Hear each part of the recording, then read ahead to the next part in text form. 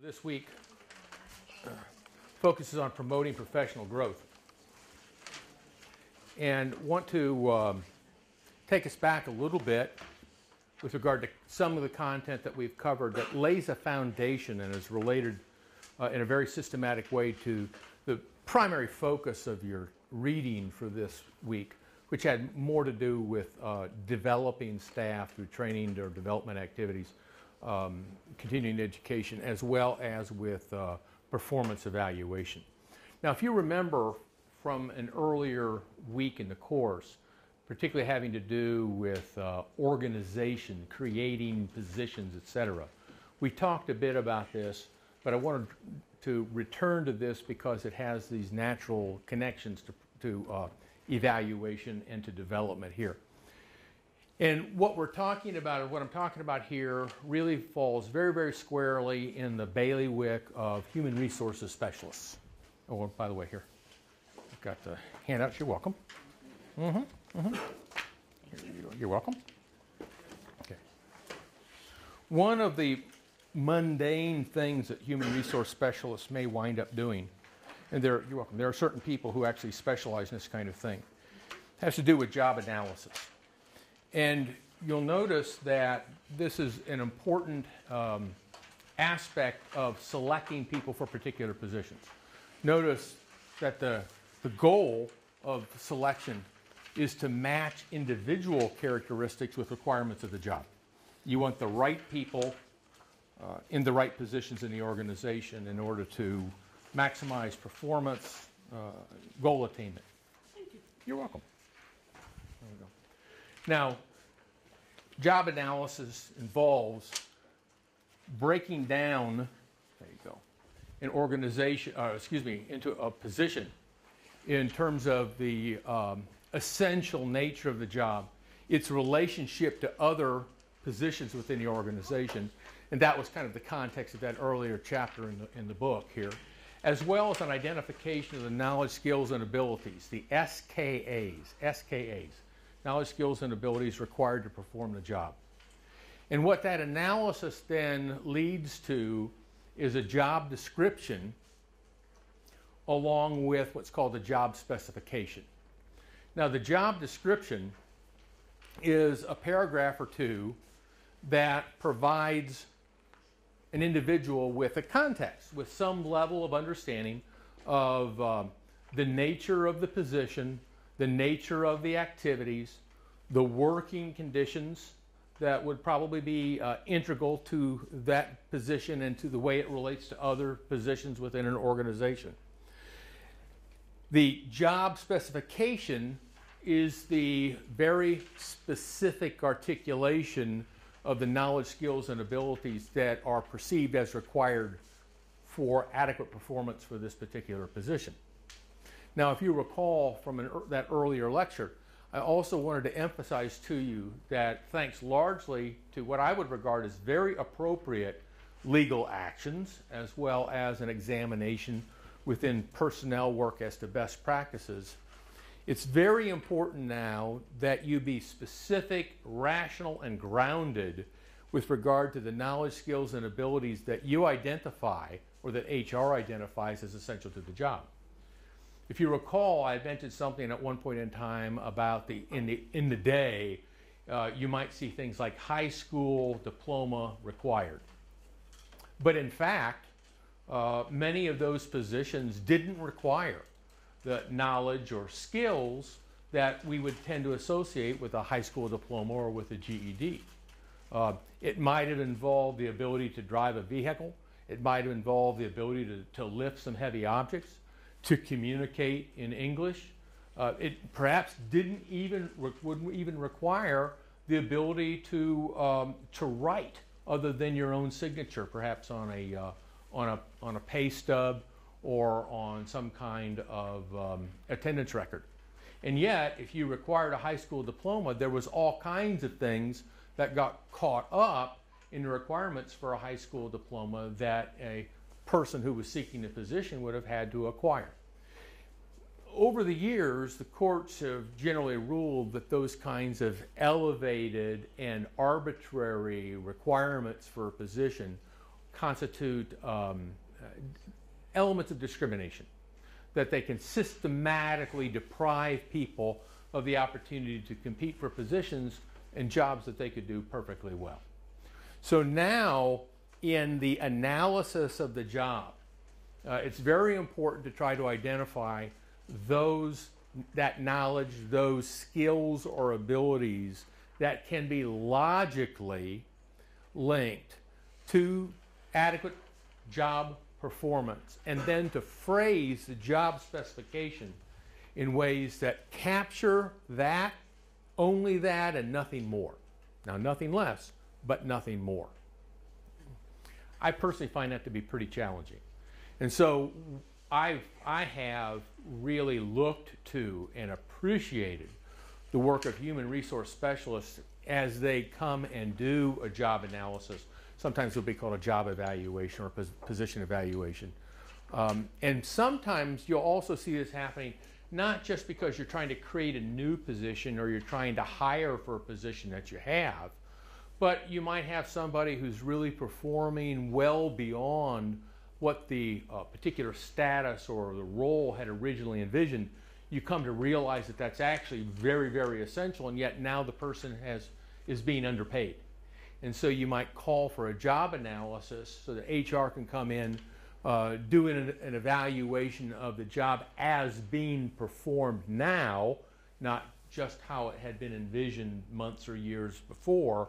And if its analysis yields significantly different sets of skills, knowledge, or abilities, or begins to identify different, less, let's say, supportive conditions to complete the work, then it may warrant and may justify some increase in the compensation that's due for individuals.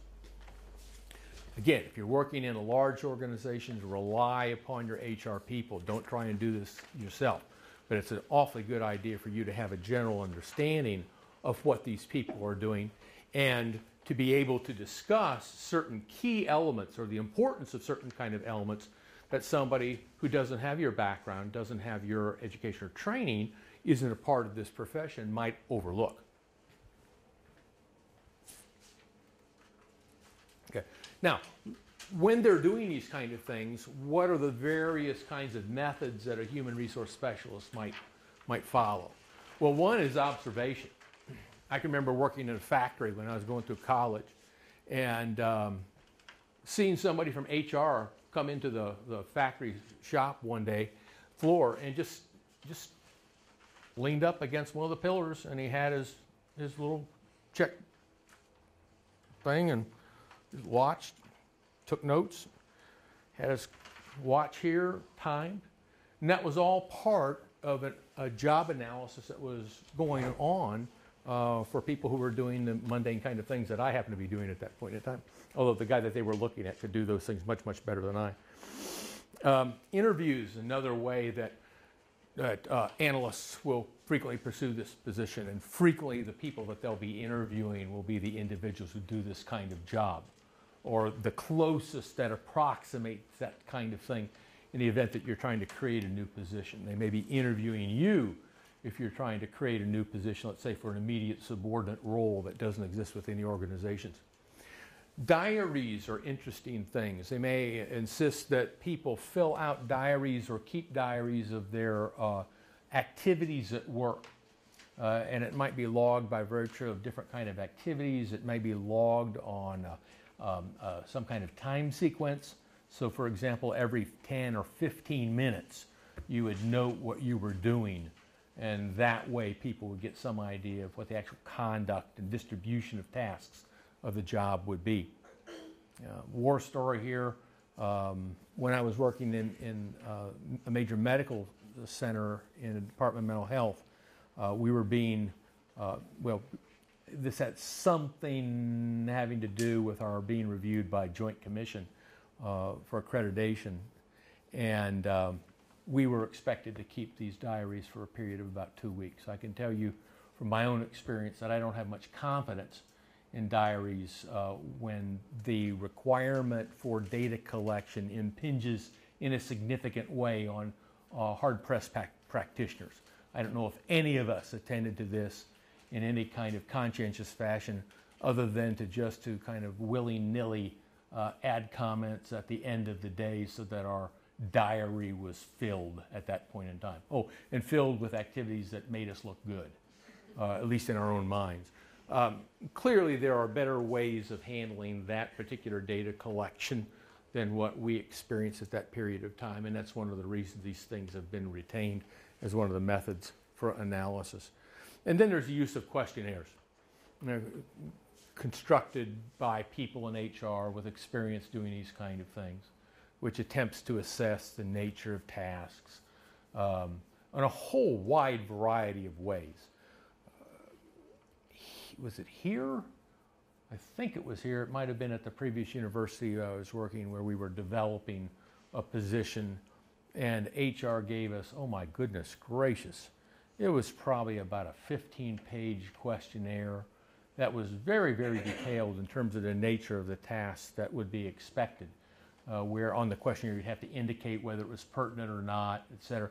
Things like, would the person be expected to lift an object of 20 pounds to the level of one's waist? Would they expected to be lifted something of 20 pounds to the level of their shoulders? Would they expected to be lifting something that was 20 pounds over their head? Would they be expected to lift something that was 40 pounds? And on and on and on, things like that.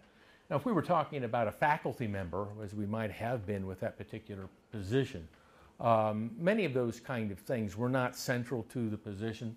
And yet this was a universal form that was used not just for faculty, but it was used for people who were going to be working in the warehouse, or they were going to be working in grounds and maintenance, etc. So quite a number of those kind of questions that would seem inappropriate for us would be entirely appropriate for other kind of positions or for people elsewhere in an organization. Questionnaires. Okay. One of the things here to remember, though, is that job analysis is largely static.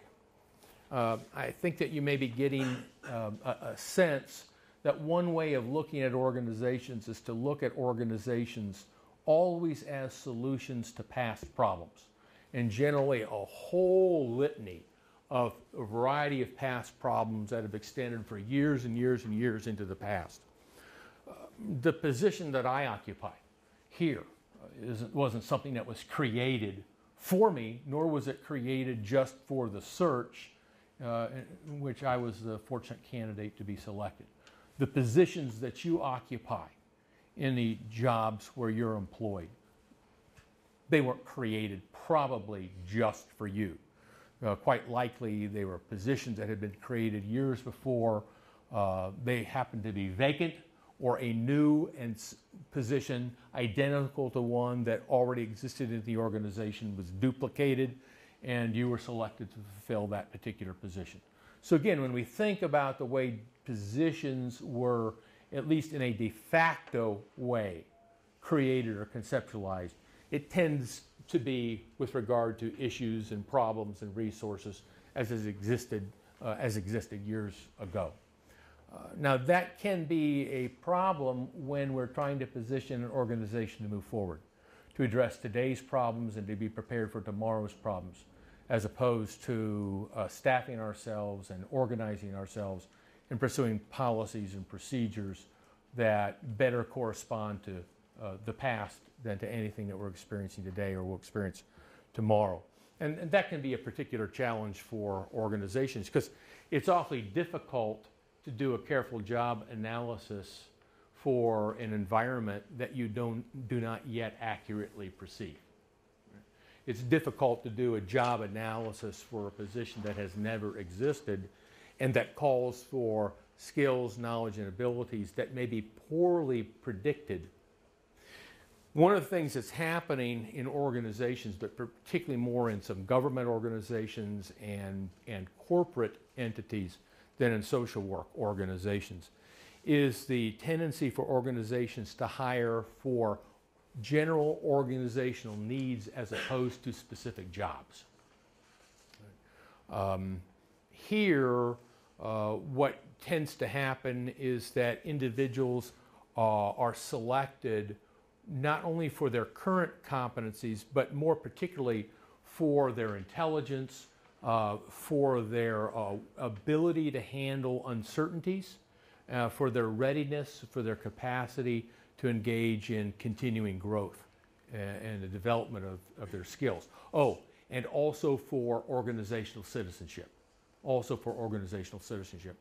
Now, I mention this also because when we think about the impact of organizational processes or choices in an ever more diverse work environment, in an ever more diverse American culture, then to hire people on the basis of citizenship and perceived ability to meet vaguely perceived challenges into the future puts a real strain, really offers a challenge for organizational decision makers to think past and see past their own culture, their own biographies, their own biases, and to demonstrate cultural competence.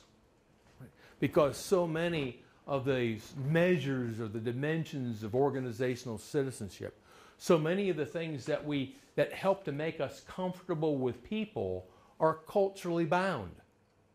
And so we may, if we still have those cultural blinders on us, miss and systematically, unintentionally, prejudice our decision making against those who come from different backgrounds than we do.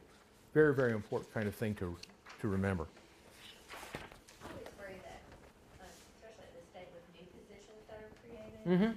as we've seen in the past, those are always the first to be reassigned. So I think that's interesting to point out when you talk about stuff like that. Now go through that one more time. Newer positions that come up, Mm-hmm. you know, positions that have been there years and years and years, you know, rarely do they go away.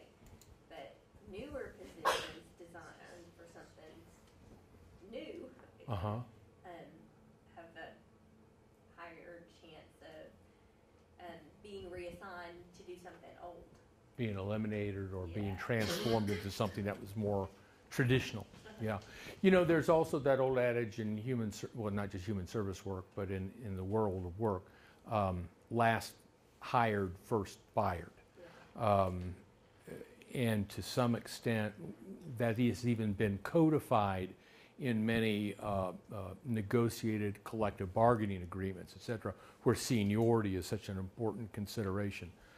Not only do we have the natural human kind of tendency to perhaps have greater loyalties to people that we've known and worked with for longer periods of time, and also what may be for many, many people, perhaps most, kind of a natural tendency to seek some level of stability, some level of predictability, which therefore in an organizational environment would be the job and position and goal landscape as it has existed for a number of years. But when you also think about the political kind of infrastructure that might support certain kind of goals, the organizational arrangements and positions that would be supportive of goals, et cetera, then sometimes to be successful in that fight, that political fight for dominance and for goal setting in the organization, you might be able to kind of plant your pennant on the pinnacle for a short period of time, but you don't have what it takes to stay there. And so when another set of actors then assumes dominance in the organization, they may not have the same commitment to the kind of goals or the kind of staffing that temporarily ruled the day. Yeah. It's a possibility. That's all I offer to you is a way of thinking about these kind of things. It's possible with the concepts and the models we've been looking at. Now, when we're talking about selection here, and that's what we've been kind of talking about in the background, the processes whereby somebody successfully applies for a position, is chosen for a position, or offered the position at least. There are a variety of devices that can be used, and many of these are going to be very, very familiar to you. You've all encountered a number of these variations before. What's a selection device? Well, it's a method for obtaining information about an individual's ability to perform in specific roles or with respect to a specific job. what are among the common devices here? Application forms. Right? We're all used to application forms. We know how tedious some of those can be. More and more application forms are online. Did I say tedious? All right. It may be very, very convenient for the organization, but by golly, online applications can drive people nuts. And if anybody wants to apply to the VA, right, absolute crazy maker. Absolute crazy maker. Right? Anybody ever had that experience where you spent an hour or more on an online application and then the damn computer freezes on you? Yeah. Anybody not had that happen to him yet? Okay, yeah, no hands go up. Yeah, that's exactly right. All right. Oh, and I said damn. I didn't mean to say that. Now you said it twice. I was just repeating. The first part was just... First part was an accident. The second part was just, noting it. It was just history at that point in time. Okay, and of course, in the Smith family, such words are never used, only for you. Letters of recommendation, a very conventional, time-honored approach for people to provide information about you. And then you get into these kind of issues as, well, who is to actually provide the letters of recommendation? Who should those people be? Right? General rule of thumb when you're talking about employment is that it shouldn't come from a kin. Don't ask your mom or dad for a letter of recommendation. Your husband, your wife, your intimate, your kids, or whatever. Make sure they're going to say something good about you, because we actually have foster parents that do references, and they think these people are going to say something nice about them, but it's not always. So that's always a good. That's always a good conversation. Yeah. And the assumption generally is if when you're on the employer side of things, that a critical comment from somebody whom you chose, if you had free will in the choice, whom you chose to be your reference, is particularly damning. Now, see, I can say it there because of the way the context. Because the expectation is that if you chose from the variety of people you know that you've worked with or you've worked for, who can speak to your skills, knowledge, ability, character, or whatever, that you ought to be able to pick 3 or 4 or 5 or however many that you're required to provide who can say really nice things about you, really good things about you. And if you're at the bottom of the well and the well's so shallow that people that you've asked to do that are making significantly critical comments about you, it's particularly, what's the word? No, damning. Okay, very good. Yeah. The real nasty thing, of course, is when you have every reason to believe that somebody's going to be saying, honestly, very good things about you, and they agree to be your reference, and then they actually do say highly critical things of you. Because one of the other issues here is whether the letters of reference are anonymous or not. Sometimes there'll be a form will be used. Your reference will be required to submit the narrative on a form that's provided them by the potential employing organization. And that might be any combination of qualitative and quantitative kind of factors that the individual is expected to respond to. Quite frequently on such a form, there'll be a place where if you're the individual who's asking for the evaluation, will indicate, perhaps with your own signature, whether or not you waive any right that you have to see that evaluation forever and ever, or whether you retain that right. Now, if you waive the right, there's a certain kind of freedom that provides the individual who's writing the letter of recommendation to do what they wish with regard to that. And if you indicate that you're going to have access or may have access, that you preserve your right to access to that letter of recommendation, it has a way of reining in the freedom of action of somebody who's writing the letter of reference. But the people who are reading it know that. And so the extent to which you might credit the enthusiasm that you're reading for a candidate may be in some ways conditioned by whether you think the candidate has seen or will choose to see that recommendation in the future. And perhaps the need for the writer to preserve a certain character in the relationship with the person about whom he or she is writing. Said somewhat differently, the absence of negative comments on a letter of recommendation, the absence of critical or evidence of critical thought about a judgment of a person's suitability for a particular position may also be conditioned by the reader's awareness of whether or not the document is likely to be seen by the person who's the subject of the letter. When I was applying to grad school and you have to have recommendation letters, Mm-hmm. I had a professor who was giving me tips and stuff about applying.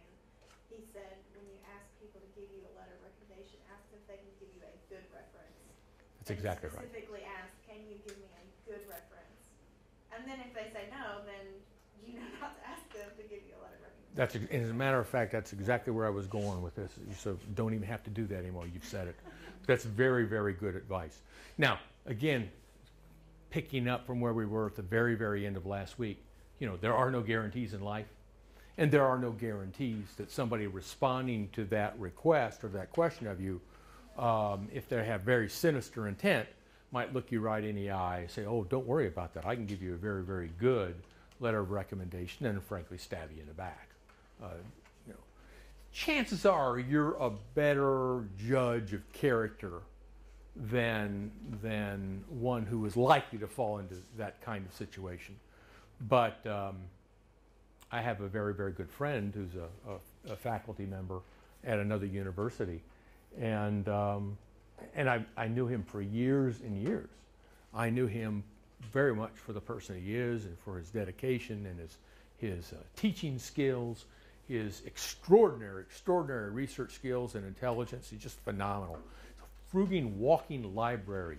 I won't mention the person's name. I'll just say that this is a person who had the most magnificent wealth of information, not just about social work, but psychology, political science, sociology. It's phenomenal, phenomenal. And he's done a tremendous job in his career. And yet, at one point in time, when we were considering for a position, I had the opportunity to talk with one of his primary references, somebody that he had known for years, who made a point of being very, very critical in the telephone call, not in the letter that was written, but in the telephone call. So many times as well, with regard to a letter of recommendation, there's a follow-up so that you call all or a subset of the people who have written the letters of recommendation, and then you may engage in a conversation that could be highly structured, semi-structured, or relatively unstructured. So just because there's a letter and the letter has one particular form doesn't necessarily mean that there's consistency in the communication that follows. Resumes, very, very common, particularly in white collar or in professional work. Far less so if you're talking about blue collar work, labor work, or whatever. There's no one way to write a resume, and everybody is an expert in writing a resume. Right? Fortunately, with regard to the internet, there are countless sites now that can provide you with frameworks and examples of resumes, etc. In the academic community, you might be familiar with the concept of curriculum vitae or vita. In the academic community, if you can somehow create a vita that's this thick by including practically every time you burped as a formal presentation, that may be likely something that you're going to try to achieve. Weight is impressive in the academic community. In the business community, one page, if you can get it, no more than two. One page, no more than two. Get right to it, say it, and then move on. Also, there's a tradition in particularly the corporate for-profit world for resumes, for the descriptions of achievement, of skills and abilities to be phrased in ways that are very action-oriented, very goal attainment oriented, very ambitious, that would frequently strike folks in social work as somewhat bold in terms of the language that is used. But this is, again, an example of different kind of cultures. The business culture with regard to these kind of things is significantly different than the professional social work culture is. Transcripts as records of what you've achieved could be a copy of a high school diploma if such a thing were deemed necessary or appropriate as part of the skills, knowledge, and ability, particularly for work that would be in the blue-collar arena. Chances are, if it's anything that somebody who's required to have a college degree, chances are you're going to have to be including your college transcripts. By the way, if you hand a transcript to somebody, is that likely to do the job? Probably not. A transcript will likely have to come directly from the university that awarded the degree or in which you earned those credits. People are wise enough to know, particularly with Photoshop and other kind of things, that there's all kind of things that you can do to modify an academic record. It's tough enough to do it or to preserve the integrity of these kind of things when it's simply university to university or university to employer, but that's generally what's going to be required. Written statements might be required of you. You might be required to write an essay. And generally a certain kind of topic will be identified. You folks have all done that as part of your application process here. You're likely to have to do it at some point in time in your career in social work as well. You may have to write something having to do, for example, with your familiarity with a particular target population. Or you may have to write about your familiarity with a particular kind of human service technology. You may have to write about some kind of ethical choice or ethical dilemma that you've identified and how you dealt with that. Interviews, very, very important, particularly in the West. Interviews can be relatively unstructured, they can be semi-structured, or they can be very, very structured.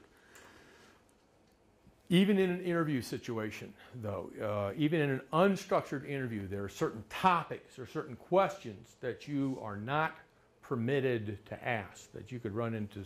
You could expose yourself to considerable risks if you do that. You're on better grounds if you keep the questions and the dialogue to matters that directly relate to the position, directly relate to the work that's to be done, to the goals or objectives that are to be achieved. Questions having to do with one's faith, questions having to do with one's marital status. Heavens to Betsy, questions having to do with one's sexual preference or sexual behavior. My goodness gracious. If the individual isn't selected for the position, you have exposed yourself to a considerable risk of lawsuit if you've engaged in questions like that. And even if the person gets the position, doesn't necessarily mean that you're out of the woodshed, because anybody asking those kind of questions in a formal job interviewing process has run so far afoul of best practices and of the legalities in the American culture now that you've exposed yourself to these kind of vulnerabilities, regardless of whether the individual is hired or not. Let's go there and then here. Go ahead, JJ. I was interviewed for a social work job after graduation with Caris Hospice, Mm-hmm. and it was the first time I'd ever been the interviewee with behavioral interview. And I was caught off guard a little bit. And I've heard that the VA interviews the exact same way, where they'll say, tell me about a time when you had a prioritized list of things that you needed to do, and then something from the outside came and threw you off.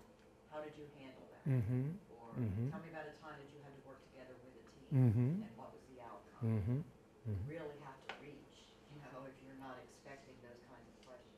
Yeah, that's very typical anymore as well. I've been asked, for example, in a job interview, tell me about the most difficult problem you faced as a manager, how you dealt with it, and what you saw as the strength and the weakness and how you dealt with that. Wow, what a terrific question that was. Give me 2 hours to write down my answer. The particular situation is one that I won't go into detail right now. I'll just do it a little bit. At one point in time, I had to fire one of my best friends for active chemical dependency, and it wasn't because the person was engaging in the use of those kind of mind-altering chemicals, but that the performance and the conduct with regard to colleagues had deteriorated so significantly. That was very, very difficult. But fortunately, thought we'd handled it pretty well, and so was able to describe those kind of things and describe the feelings that were associated with that, how difficult it was. Yeah, and you know, when you're getting ready to engage in an interview, it's not a bad idea at all. Read that. I think it's a good idea for you to actually try to anticipate a number of questions that might occur. If you've got, we all have colleagues and friends, ask them to sit down with you and take the role of somebody who's interviewing you and go through a variety of role plays about those kind of things, right?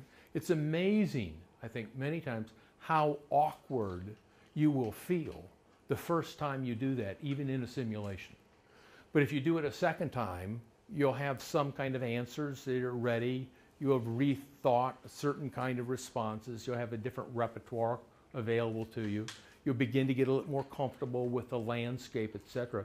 And then when it actually occurs, when you're actually out there and you know, anxiety is kind of running high, but you also have the energy that goes with that kind of thing, how many times you'll feel so much more comfortable than you had any prediction that you would based upon the simulation experiences that you've had before. I think it's quite a good idea. I didn't have an appointment. I went to a job fair. Mm-hmm. So you didn't anticipate that at the time? Not being interviewed, no. I was just dropping off my resume and Yeah. picking up some brochures and finding out about it. And next thing I knew, I was in the director's office. Yeah, I went to a university once just to inquire about a master's degree and found myself in an hour-long interview with two of the professors, including the director of one of the programs. I hadn't anticipated that. I wasn't ready for that. And you want to talk about the anxiety that comes when realizing about 15 minutes in, oh my God, this is the interview. You know, this wasn't what I expected. I wasn't ready for this. It was very awkward. Yeah, so was mine. So was I mine. said questions, topics, and put them in like a hat, just pulling out the hat, and then was timed. That's nice. Prepared for two huge interviews, and was timed on my response, and it was recorded so I could hear how dumb I sounded. I needed to step it up. Yeah, Language, yeah. Syntax as well. Yeah, yeah. And it was very, very helpful when you are in the heat of the moment, sitting at that long table with people. I will suggest this as well. It's very important to speak to the questions that you've been asked. Stay on the point. Don't drift. Don't avoid. Somehow address the question that was asked of you. Don't be surprised if you're interviewed by multiple people, particularly simultaneously, and they have already kind of scripted a dance. They already have kind of roles, and sometimes it's the good cop, bad cop kind of role, where one person's going to be very supportive and kind of, you know, throw you the underhand lobs that you can really hit out of the park, and somebody else is designed to come in, try and give you stress, try to create stress in your life in the interview, because part of it is not your answer, it's how do you handle stress. People want to get you some idea about that, and rather than just ask you about it, they create a situation that evokes it for you. Good idea to have some anticipation for that kind of thing. Good idea to have some sense of humor when you walk into that. Try to preserve it throughout the entire kind of interview. It's a good thing to always be dressed professionally, too.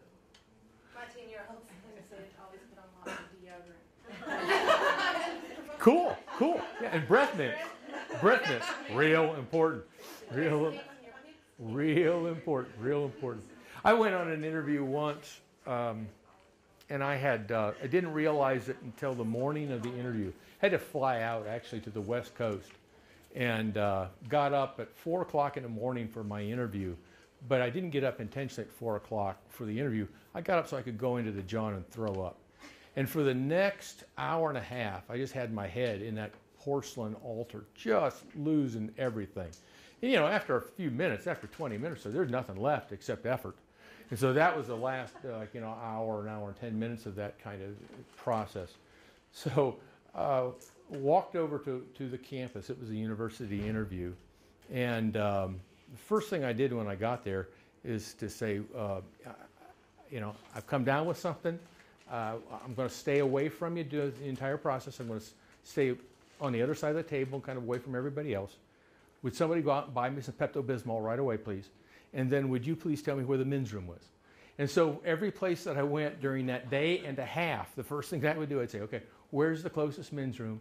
Apologize if I have to run out of here, but I've come down with something I don't quite know what it is. It's a stomach bug or something like that.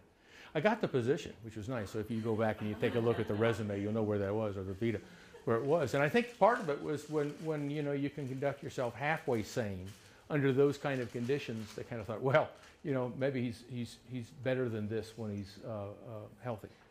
I proved them wrong on that kind of thing, but at least I had the position. Okay. Go ahead, Kim. You were talking about you can't ask questions about all of those things.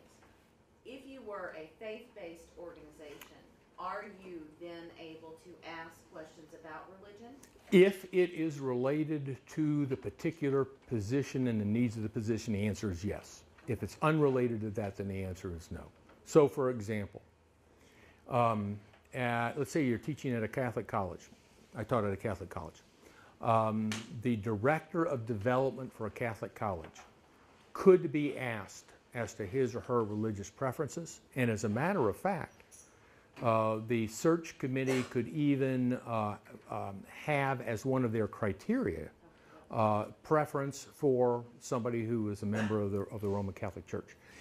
If the argument can be made, and can be made convincingly, that level of familiarity with and commitment to basic principles of faith becomes particularly important in terms of mining contributions and donations and development from particularly the Catholic community that would support the college. Yes. Where's the line between such an argument and, let's say, prejudice with regard to anything, whether it's religion, whether it's social class, whether it's ethnicity, gender, sexual orientation, or whatever it is, right? And the answer is there's no fine line. There's no fine line. In the end, it becomes an argument, and if you want to walk that walk in terms of having a provocative criterion as a clear or obvious consideration for the selection process, then it's incumbent upon you to make the case if the individual who doesn't get the position is aggrieved and wants to make a case out of it. And it's possible. It's possible. But yes, there is legal precedent for that kind of thing. Yeah, go ahead. Say in the case that I was to apply for a position at a facility that requires Dr. Strong.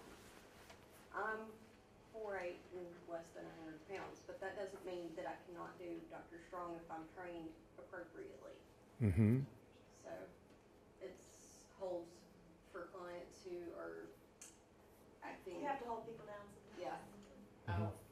And If I was actually asked a similar question from here. the job description should probably read in a situation like that the individual will have the ability to succeed in the necessary training with regard to particular methods of physical restraint.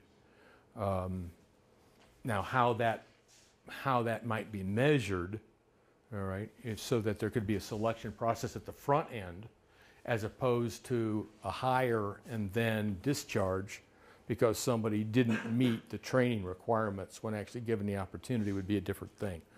As much as you can provide a rational a basis for predicting behavior so that the selection process results in a positive long-term relationship, or at least a relationship that's not severed, discontinued because of the employee's inability to perform, then you're on safer grounds for that kind of thing.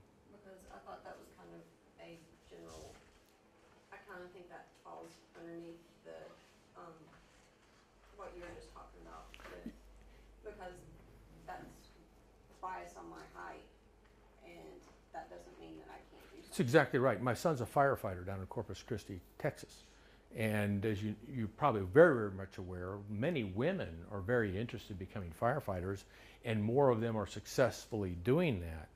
So the criteria for the position had to avoid issues of gender, even though males typically have 40% more upper body strength. But still, the examination, the physical examination that these people had to do in order to get into the academy involved climbing up a ladder many stories, dragging a life-sized, life-weight body, 180 pounds or something like this, across the roof of a building, flat roof of a building, hoisting it on the shoulder, and then carrying it back down.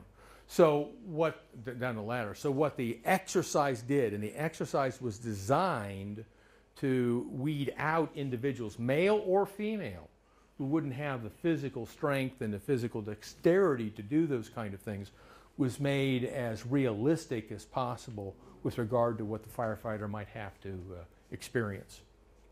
And so, as a matter of fact, Morgan was saying that, Morgan, my son, is that one of the better performing applicants for the position, who was then admitted into the academy, was in fact a woman, a very, very athletic woman who was able to do that quite well. So again, the neat thing here, by the way, what also points to it, is that the actual performance doesn't have to be a paper and pencil performance either. And one of the things that, can't quite see it down here? Watch this thing roll up now. I'm having all that kind of, see that? Performance simulation, right? That really is what that speaks to. Oh, you've got that right there. I guess that was for the camera. Performance simulation is putting you into a situation that's as lifelike as possible for what the potential employer can provide. And actually watching you do your thing. And then assessing the skills that you bring, the aptitude that you bring to that particular position.